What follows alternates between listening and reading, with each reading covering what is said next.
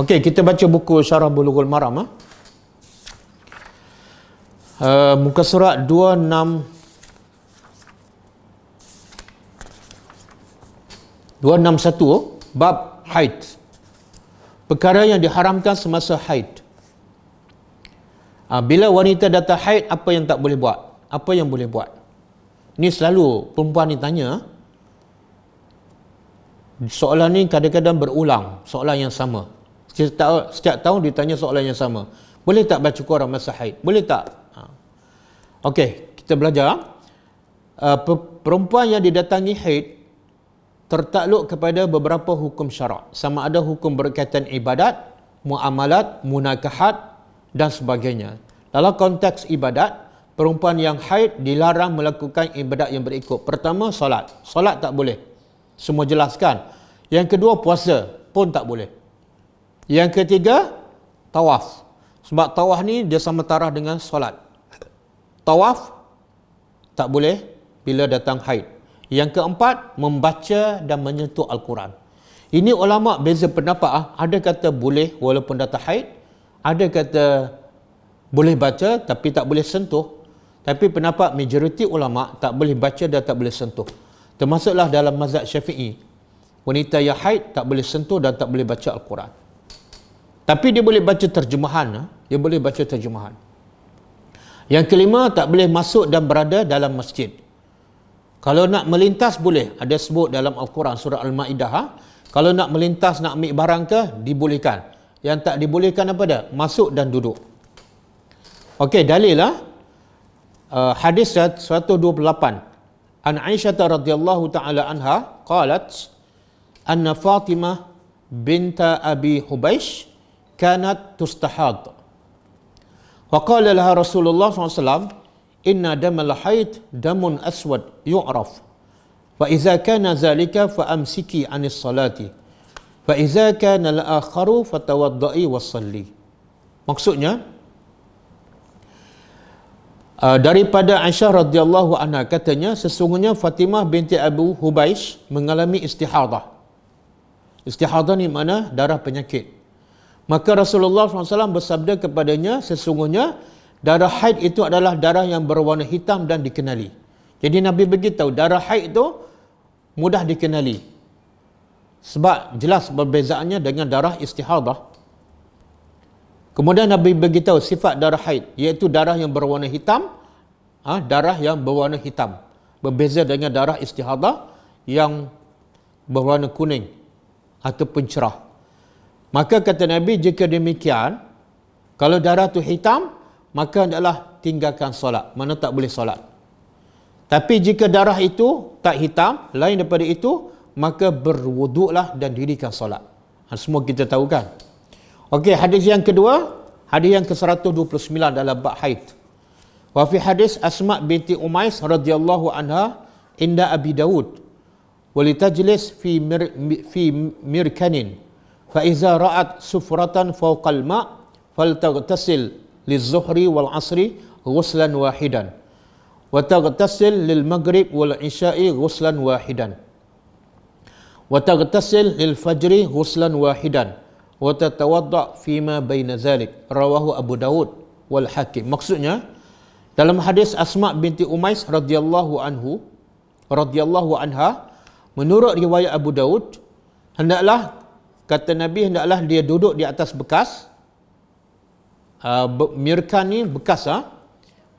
Mirkan dipanggil bekas untuk mencuci pakaian, seperti besin. Kemudian jika dia melihat darah yang jatuh di atas bekas tu merah kekuningan di atas air itu, maka hendaklah dia mandi. Mana itu bukan darah haid, itu istihadah. Dan hendaklah dia melaksanakan solat zuhur dan asar dengan satu kali mandi. Ini ulama beza pendapat. Satu kali mandi itu apa maksud dia? Sebab bila dia darah istihadah, ulama beza pendapat. Adakah kena mandi, wajib mandi ataupun sunat? Pendapat paling kuat, sunat mandi. Dan pendapat kedua, sunat berwuduk sahaja. Bersihkan dan berwuduk, tak payah mandi. Tapi kalau ikut hadis ni, setiap kali solat kena mandi ataupun kena bersihkan badan. Jadi supaya tidak menyusahkannya, Nabi kata apa? Kumpulkan solat zuhur lewatkan solat zuhur dan kumpul solat dengan waktu asar. Bukan di waktu asar, dekat-dekat nak habis waktu zuhur, dia bersihkan, kemudian ambil wuduk solat zuhur. Elok-elok habis waktu zuhur dan dia pun habis solat zuhur, dia pun terus solat asar. Sebab dia solat zuhur di hujung waktu zuhur. Maknanya solat dua waktu tapi satu wuduk ataupun satu kali bersih. Begitu juga untuk melaksanakan solat maghrib dan isya dengan satu kali mandi. Dan satu kali mandi lagi untuk melaksanakan solat fajar. Mana orang yang datang darah istihadah, dia kena hukum mandi ni sunat lah. Dia sunat mandi 3 kali. Kalau nak mandi 5 kali pun okey, tak ada masalah. Tapi kalau menyusahkan, mandi 3 kali. Iaitu ketika di hujung waktu solat zuhur, supaya dia dapat solat terus lepas zuhur, solat asar. Yang kedua, di hujung waktu solat maghrib, supaya lepas solat maghrib terus dia boleh sambung dengan solat isya. Yang ketiga, dia mandi untuk solat subuh. Dan kata Nabi, hendaklah kamu berwuduk di antara solat tersebut. Setiap kali solat hendaklah berwuduk, kecuali bila kamu himpunkan solat zuhur dengan dekat-dekat waktu asar, maka satu kali wuduk. Maghrib dengan isya satu kali wuduk. Okey, fiqhul hadis. Kedua-dua hadis ini menjelaskan tentang ciri-ciri darah haid dan perbezaannya dengan darah istihadah, serta hukum yang berkaitan dengannya. Bagi seorang wanita yang memahami istihadah, sepatutnya dia mampu membezakan warna darah haid yang berwarna merah kehitaman ataupun merah pekat dengan warna darah istihadah yang berwarna merah cerah ataupun merah kekuningan. Jadi wanita ni biasanya boleh tahulah beza darah haid dengan darah istihadah. Melalui hadis ini Nabi Muhammad SAW menjelaskan bahawa darah haid menghalang wanita daripada mengerjakan solat dan ibadat lain kerana ia termasuk dalam golongan orang yang berhadas besar. Orang yang berhadas besar hanya boleh melakukan ibadat. Orang yang berhadas besar hanya boleh melakukan ibadat seperti solat setelah mandi wajib. Manakala darah istihadah pula merupakan darah penyakit, dan wanita yang mengalami darah istihadah dianggap dalam keadaan suci. Dia tak wajib mandi. Dia boleh melakukan sebarang ibadat sebagaimana sebelum datang haid, dengan syarat dia mesti berwuduk terlebih dahulu kerana dia dianggap berhadas kecil.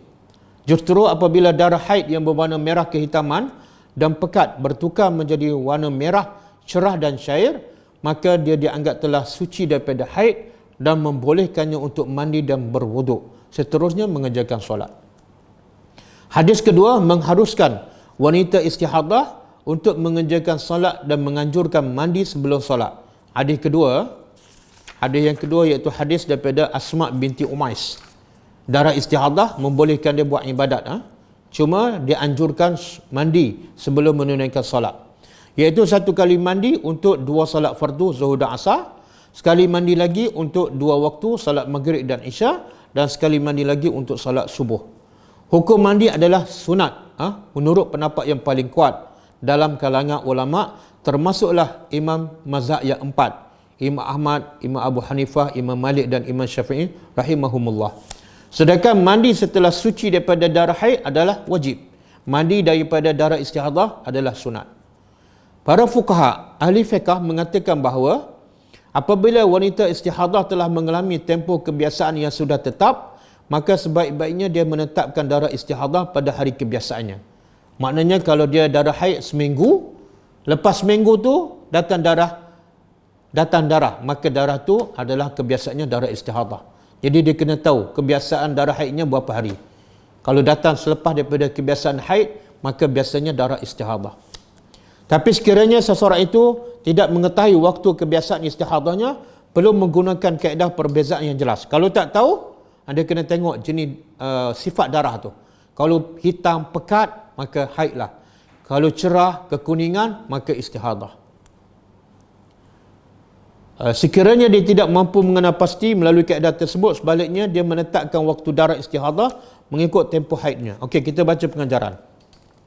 Pengajar hadis. Pertama, warna darah haid ialah merah kehitaman, berbeza dengan warna darah istihadah yang berwarna merah kekuningan.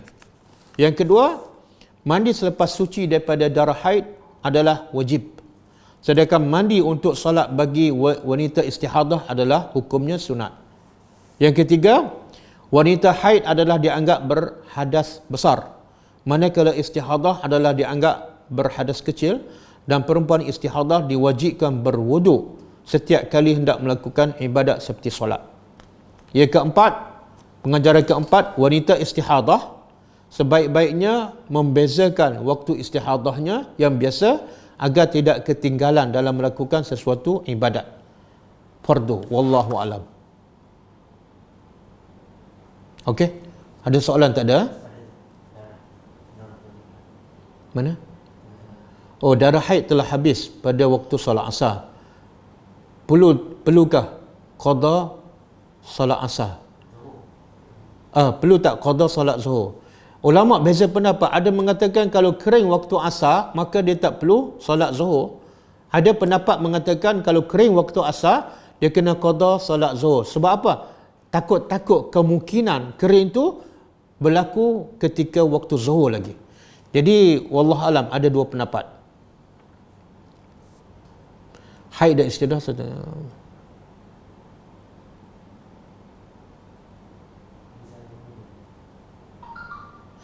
Okey, maksud Ustaz, wanita yang ada haid tidak boleh ikut kelas agama yang diadakan di masjid. Ya, kalau ikut mazhab Syafi'i dan majoriti ulama, wanita haid tak boleh masuk masjid walaupun untuk kelas agama. Tapi dia boleh pergi ke masjid dan duduk di ruang luar, beranda ke, masih boleh. Ataupun kalau kelas tu berlaku di dewan masjid, maka tak ada masalah sebab dewan bukan masjid. Dan sebenarnya kalau alasan nak belajar lah, sekarang banyak kita boleh belajar melalui online. Tak payah pergi masjid, duduk kat rumah aja. Sekarang tekan jari je boleh belajar apa surah, apa ayat. Alhamdulillah. Okey? Cukup lah? Dah.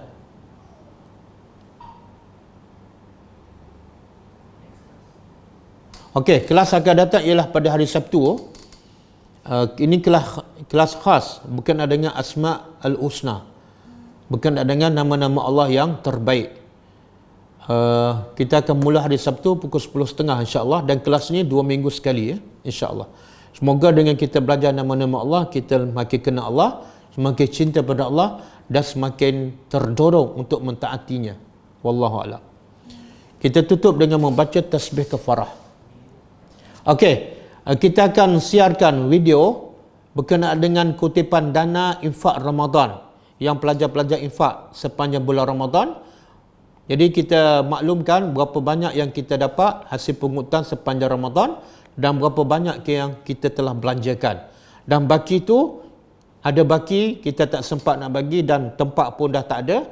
Kita akan guna, saya dah maklum sebelum ni, kita akan guna untuk aktiviti dakwah yang lain yang insya-Allah pahalanya lagi besar, seperti untuk membina sekolah, untuk bagi elang guru, untuk membina masjid dan sebagainya. Wallahu alam. Jadi jangan ke mana-mana, tengok video. Assalamualaikum warahmatullahi wabarakatuh.